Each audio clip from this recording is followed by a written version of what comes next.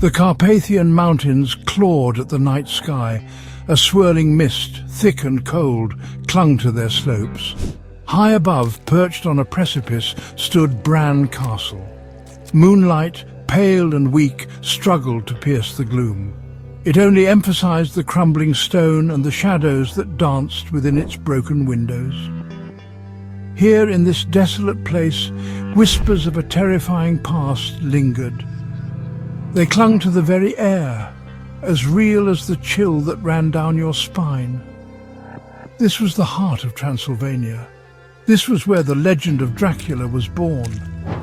The wind howled through the crevices, a mournful cry echoing through the empty halls.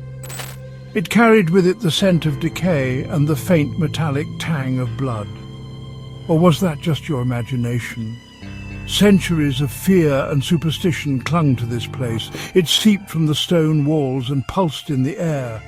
To stand here was to stand on the edge of a nightmare, to feel the icy breath of legend on your neck. Vlad III, born into a world of conflict and intrigue. A prince of Wallachia, a region in what is now Romania. His father, Vlad II, bore a fearsome nickname, Vlad Dracula, Vlad the Dragon. He earned this title for his membership in the Order of the Dragon, a chivalric order sworn to defend Christendom against the Ottoman Turks. Vlad III embraced his father's legacy. He adopted the surname Dracula, meaning son of the dragon. But it was a different moniker that would cement his place in history. A name whispered in fear and awe, Vlad Tepes, Vlad the Impaler. This was not a title bestowed with honor, it was earned through blood and terror. Vlad the Impaler ruled Wallachia with an iron fist. He was a brilliant strategist, a cunning manipulator, and utterly ruthless. His preferred method of dispatching enemies was as brutal as it was effective. Impalement. A gruesome spectacle designed to inflict not only death, but also unimaginable suffering.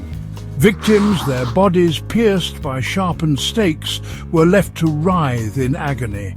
Their screams, a symphony of pain, served as a chilling warning to any who dared oppose him.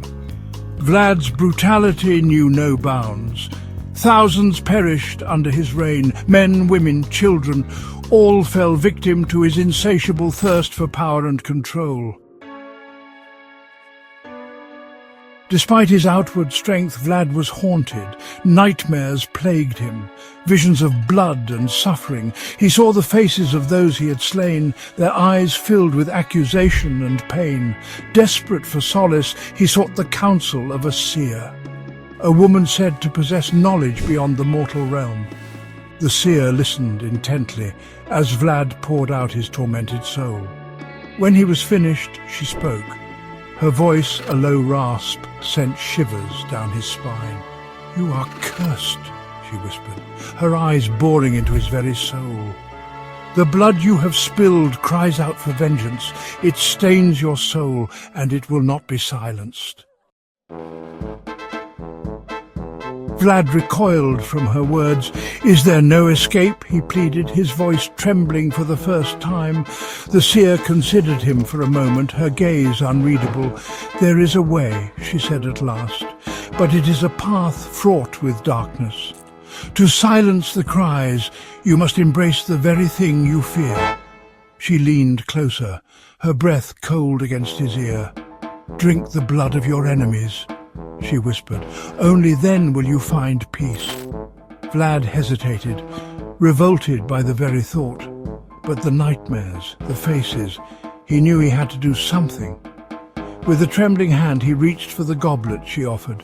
It was filled with a dark, viscous liquid. The blood was bitter on his tongue, metallic and cold. But as it slid down his throat, Vlad felt a strange sense of calm wash over him.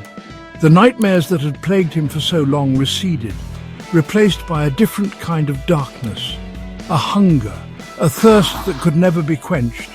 Vlad became a monster. He embraced the darkness that had always lurked within him. He revelled in the terror he inspired. His cruelty knew no bounds. He was no longer content with simply impaling his victims. He drank their blood, savouring their fear.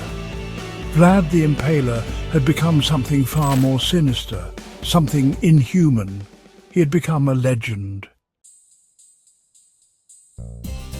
Vlad's reign of terror was eventually brought to an end. He was betrayed and killed by his enemies. His body, it is said, was buried in an unmarked grave. But his legend lived on. Stories of his cruelty spread throughout Transylvania and beyond, embellished with each telling. He became a figure of folklore, a cautionary tale whispered around campfires. Over time, the historical figure of Vlad III, the Impaler Prince, merged with the supernatural. His thirst for blood, once a product of madness or desperation, transformed into something far more sinister. Bram Stoker, an Irish novelist, drew inspiration from the tales of Vlad the Impaler. In 1897, he unleashed his masterpiece upon the world. Stoker's vampire count, with his Transylvanian castle and insatiable thirst for blood, became an instant icon. He embodied the fears and fascinations of a society on the cusp of a new century. Today, the legend of Dracula continues to captivate and terrify. Vlad the Impaler, the historical figure, has become inextricably linked with the fictional vampire. His name, once whispered in fear by his enemies, is now synonymous with the ultimate monster. He is a reminder that the line between history and legend is often blurred, that sometimes the most terrifying monsters are the ones that walk among us.